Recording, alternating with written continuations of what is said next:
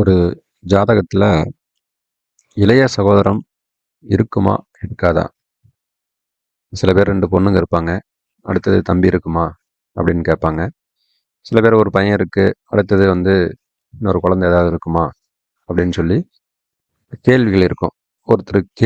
ஒரு ஜாதகம் பார்க்க ஒருத்தர் கேள்வி கேட்குறாரு அப்படின்னா, அந்த கேள்விக்கான கிரக ரூல்கள் நம்மளுக்கு கிளியரா தெரிஞ்சிருக்கணும். அல்லது கிரக பார்வைகள் கிளியரா டக்கு டக்குன்னு நம்ம பார்க்க தெரியணும். அப்பதான் நம்மளுக்கு அவங்க கேட்ட கேள்விக்கான பதில நம்ம சரியா சொல்ல முடியும். இல்ல வெறுமனே கிரகங்கள் இருக்குது, பாக்குது, இருக்குங்க அப்படின்னு நம்ம யூகமா சொல்லக்கூடாது. அதுக்கான ரூல்கள் எப்படி இருக்கும், என்ன அப்படிங்கிறத பத்தி நம்ம இந்த வீடியோவுல பார்ப்போம். ஒரே குழந்தைக்கான கிரக ரூல்கள் அப்படிங்கிறத பத்தி லாஸ்ட் வீடியோவில் நம்ம பார்த்தோம். அந்த அந்த வீடியோவில் கொடுக்கப்பட்ட ரூலையும் நீங்கள் இதில் அப்ளை பண்ணி பார்த்துக்கலாம். அது உங்களுக்கு முன்னாடி வீடியோவில் இருக்கும். நீங்கள் செக் பண்ணி பார்த்துக்குங்க. சரி, இது இளைய சகோதரம் இருக்குமா இல்லையா அப்படிங்கிறதுக்கான கிரக ரூல்கள் எப்படி இருக்கும் அப்படின்னு. ஒரு ஜாதகத்துக்கு கிட்டத்தட்ட நூற்றுக்கணக்கான விதிகள் பொருந்தி வரும். நூற்றுக்கணக்கான விதிகள் பொருந்தி வராமல் இருக்கும். ஒரே ஒரு விதி மட்டும் பொருந்திருக்கும். அந்த விதி கச்சிதமாக வேலை செஞ்சுருக்கும். ஸோ இதில் அதனால தான் ஜோதிடங்கிறது பெரிய கடல். அவ்வளோ சாதாரணமாக அவ்வளோ சீக்கிரம் நம்ம கற்றுக்க முடியாது. நம்ம பார்த்துக்கலாம். ஒவ்வொன்றா நம்ம கற்றுக்கிறது பெரிய சுச்சமெல்லாம் ஒன்றும் இல்லை. விதிகள் தெரிஞ்சால் எல்லாரும் ஜோதிடம் தாராளமாக சொல்லலாம். சரி, நம்ம விஷயத்துக்கு வரும். இளைய சகோதரம் உண்டா இல்லையா அப்படிங்கிறதுக்கான கிரக ரூல்கள் என்ன அப்படிங்கிறத பற்றி பார்ப்போம். ஃபர்ஸ்ட் ரூல் லக்னாதிபதியை எந்த கிரகமும் பார்க்காதது ஒன்று. ரெண்டாவது, 3ஆம் அதிபதியை அல்லது 3ஆம் இடத்தை எந்த கிரகமும் பார்க்காதது. 3ஆம் அதிபதி கேட்ட நட்சத்திரத்தில் இருக்கிறது. அதே போல் செவ்வாயினுடைய 8ஆம் பார்வை 3ஆம் இடத்துக்கு அல்லது 3ஆம் அதிபதிக்கு தொடர்பு கொள்வது. ரூல் நம்பர் 5 பார்த்தோம்னா, 3ஆம் அதிபதி மற்றும் செவ்வாய் அந்த சகோதர காரகன் அப்படிங்கிறதுனால செவ்வாயை கூடவே கூட்டிகிட்டு வரணும். அந்த செவ்வாய் எந்த கிரகத்துக்கும் சாரம் தராதது. இந்த மாரி ரூல்கள் இருந்தால் நாம் அதை அப்ளை பண்ணி பார்க்குறோம். இருக்குதுன்னா நாம் ஸ்ட்ராங்காக சொல்லலாம் ஒரு விஷயத்த இருக்குது இல்லை அப்படின்ட்டு. ஏன் அப்படின்னா, இப்போ 2 பொண்ணுங்க இருப்பாங்க, அடுத்ததும் இன்னொன்று இருக்கும், பையன்தான் இருக்கும் அப்படின்னு யூகத்தில் சொல்லுவாங்க. அதுவும் பொண்ணாக போயிடும். அவங்க ரொம்ப சிரமப்பட வேண்டியதாக இருக்கும். அப்போ ஃபைனலாக நம்ம தெரிஞ்சுக்கிட்டோம்னா கிரக ரூல்கள் கரெக்டாக அப்ளை ஆகி கிளியராக இருக்குது அப்படின்னா தைரியமாக சொல்லலாம் இதுக்கு வாய்ப்பு இல்லை அப்படின்ட்டு. அதுக்காக தான் ஜாதகமே பார்த்துக்கணும்.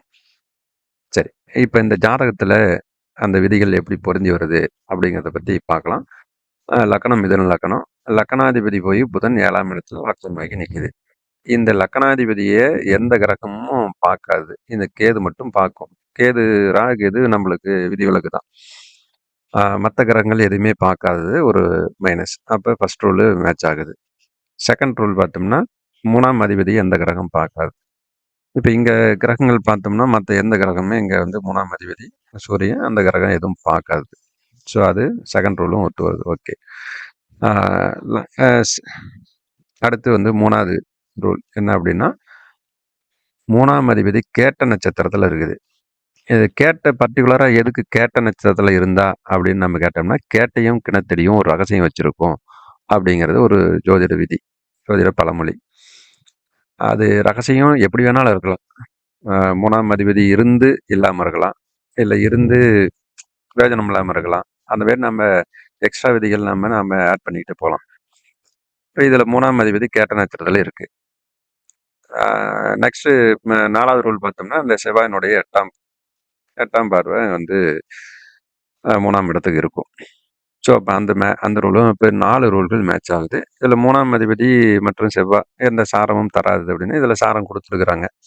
செவ்வாயும் சாரம் கொடுத்துருக்குது, இதுவும் கேட்ட நட்சத்திரத்தில் இருக்குது அப்படிங்கிற சாரமும் கொடுத்துருக்கு. ஸோ அதனால் நட்சத்திர சாரம் பற்றி பிரச்சனை இல்லை.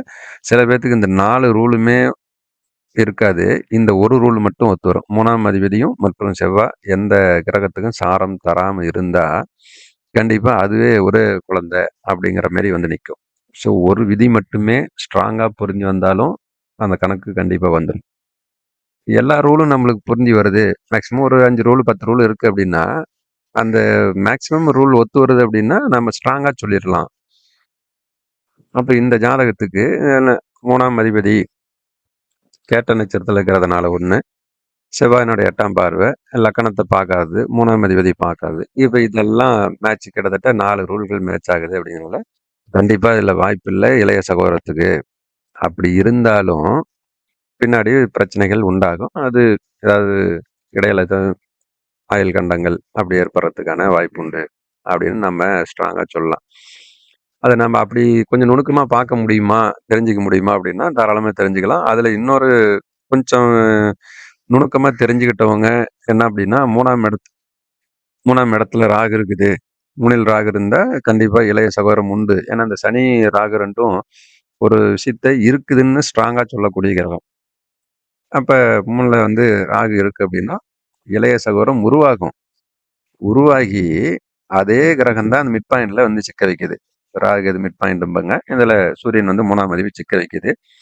சூரியன் மாந்தி கூட இருக்குது. நாடி விதிப்படி சூரியன் அடுத்து தொடக்கூடிய கிரகம் மாந்தி.